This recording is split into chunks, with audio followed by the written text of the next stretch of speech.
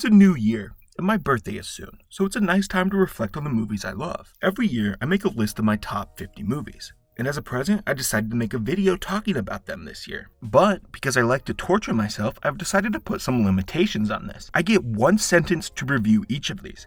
I can't gush on and on about them. Some of the sentences might be a bit run-on. This is an overview of my movie tastes and who I am as a movie watcher at the current moment. I'm not really sure if this video appeals to many other people, but I like it, so that's why I made it. Everybody's favorite part of a video, the admin. I made this list in an interesting way. I put over 100 movies into a program made to rank things. It randomly shows you 2 movies and you choose your favorite, which gets a point. You go through every comparison possible. Then, at the very end, it shows you what movies won the most comparisons all the way down to the least. I went through over 5,000 comparisons to get this list. I like this method because it makes me think about the movies on a more individual scale. It made me realize the true feelings I had for certain movies. This list is different than if I had ranked them in a normal way, and a more true one that made me realize things. So let's jump in. Number 50, Scooby-Doo and the Witch's Ghost, the peak of a franchise I adore. Tim Curry's character and the Hex Girls are standouts as the best villain and side characters Scooby has ever had, elevating the movie to the top. Number 49, The Children's Hour, a movie that has aged incredibly well, emotionally dense about life and love, with Audrey Hepburn's single most powerful and best performance ever. Number 48, Gentlemen Prefer Blondes, Technicolor and pretty women singing. How was I ever gonna dislike this movie? Monroe is such a gifted comedy actor, super funny, something I don't think enough people talk about. Number 47, Top Gun Maverick. They just don't make movies like this anymore that often. Pure action spectacle, and a mature reflection on Tom Cruise's career. Number 46, Climax. So stress-inducing, it's barely enjoyable. The closest a movie has ever got to making me feel like I was on drugs.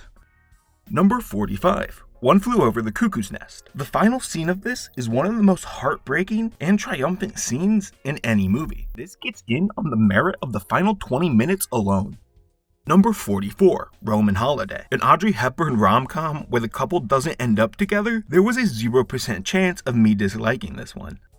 Number 43, Mistress America. Noah Baumbach and Greta Gerwig combined to make their best. Noah's clever, quick dialogue soars with Greta's delivery. 2 artists who understand each other and produce magic with this movie. Number 42, The Raid. Tense, brutal, close quarters fighting, relentlessly throwing action at you. A landmark in realistic, gritty action movies.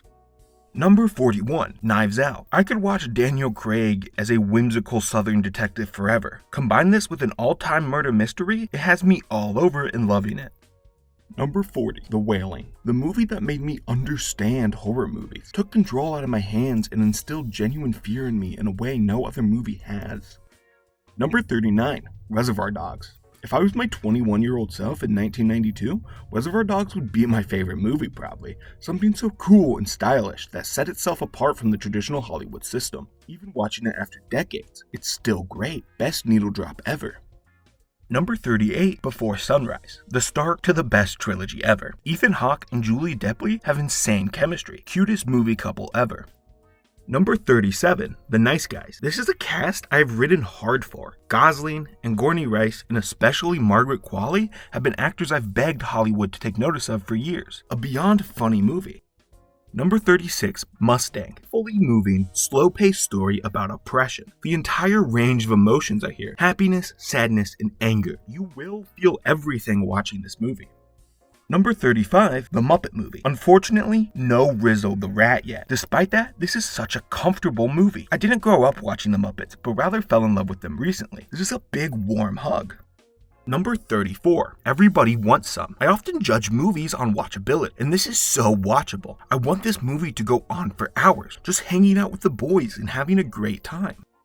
Number 33, About Time. This is a movie that stays with me day to day, helped me understand life in a way, understand living in the moment and appreciating life more. Here, based on the effect it had on me more so than just the movie itself.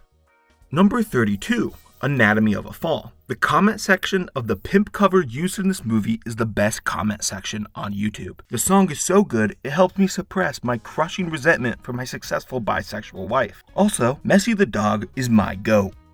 Number 31, Casablanca. Not the first romance movie where the main couple doesn't end up together, and you can bet it won't be the last. A timeless classic with brilliant writing. Number 30, Shiva Baby. Not the first movie that feels like a panic attack, and you can bet it won't be the last.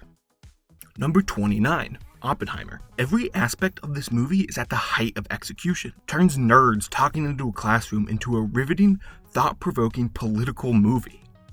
Number 28, Kiki's Delivery Service. Kiki is such a relatable character, anxious, and suffers from burnout to start. And this movie handles her problems in such a mature, cute way. It's really a warm hug of reassurance. Number 27, Ben-Hur. The longest movie in my top 50 by half an hour, an over-the-top biblical epic packed with juicy character detail and story elements. Number 26, Avengers Infinity War, a proper pop culture event movie that holds up, packed with character motivation, story threads that have been building for a decade, and phenomenal action. 25, Memories of Murder, masterfully crafted. This movie is about a lot, deeply terrifying, disturbing, and real, while also managing to be laugh-out-loud funny throughout, a masterful balance of the two. Number 24, Only Yesterday. I'm not sure if I can sum up my experience with this movie. It made me reflect on my own life and gain a compassion for my younger self. Some of these movies are here from pure enjoyment. Others are because what they mean to me personally. This is firmly in both camps. Number 23, Paddington 2. The happy little bear makes me happy. I'd die for this little bear. Number 22, Palm Springs. I'm not sure if I can fully articulate why I like this movie. It's just funny and has two great leads, but overall, this movie just feels right. Number 21, Good Will Hunting. No matter how many times I watch this, I will cry. No other movie possesses that power over me. It's not your fault is such a sleeper, unsuspecting, sad line that also lifts you up. Number 20, The Iron Claw. This is the intersection of my two main hobbies, wrestling and movies, the two worlds coming together in the best way possible. Number 19, House. The most unique movie ever? I remember every feeling I had the first time I watched this. The movie just has this magical feeling. Number 18, RRR. This movie made me pay attention to foreign cinema, showed me there is a style beyond the American system. This is a movie I've shown to countless other people. I needed to share this with other people. Number 17, Pop Star Never Stop Never Stopping. Funniest, most quotable movie ever. The laughs per minute are through the roof. Number 16, La La Land. Oh wow, another movie where the two main characters don't end up together, but it's still really happy. This time, with genius level color design, the GOAT director and composer attached as well. Number 15, It's Such a Beautiful Day. The first time I watched this movie was at 1 a.m. I then went on a 3-hour-long walk thinking about this movie in life. After going to bed and waking up, I watched it again. No other movie has hit me as hard as this one. Number 14, Amadeus. The best, sweeping, epic biopic there is. This movie just moves so well. Number 13, Ratatouille. The peak of Pixar charm, emotional storytelling, and animation. Not everyone can be an artist, but an artist can be anyone. Has deeply spoken to me. Number 12, Scream. This is not a horror movie. It's a mystery thriller. A brilliant written one that changes and evolves with every watch. Number 11, Mission Impossible Rogue Nation. This one just rules. The best action thrown at a constant rate, paired with the start of character development in the Mission Impossible franchise, is a recipe for success. Number 10, The Emperor's New Groove. My first favorite movie. This means the world to me. Watched it dozens of times over the years. I just haven't watched since I started to get into movies more. I'm a little scared it won't hold up to what I remember. But despite that, I still love and cherish this thing. Number 9, Almost Famous. I want to live in this movie so badly. The vibes are immaculate. To be touring with this band and living life up. I wish I had a cool older sister. Imagine how awesome that would be.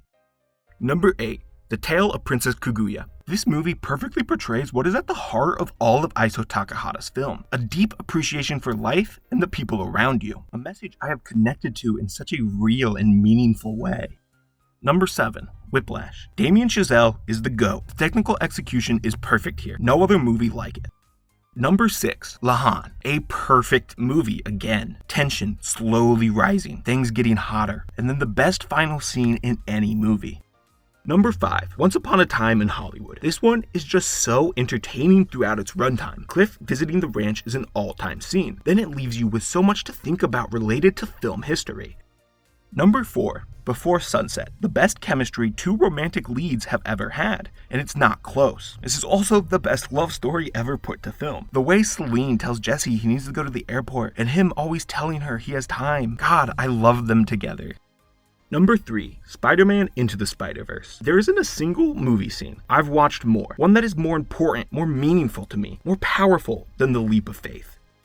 Number 2, The Departed. I was surprised to see this at number 2, but thinking about it, I do love this movie so much. It's so densely packed to the point of endless watchability. I just really enjoyed the downward spiral that is this movie. Number 1, Babylon. It has to be peak cinema. I was drawn to this movie more and more over time. Its score wormed its way into my brain. The more I thought about it, the more I realized just how brilliant every aspect of this is. No other movie compares. I'm addicted to Babylon. I could be satisfied watching this and only this for the rest of my life.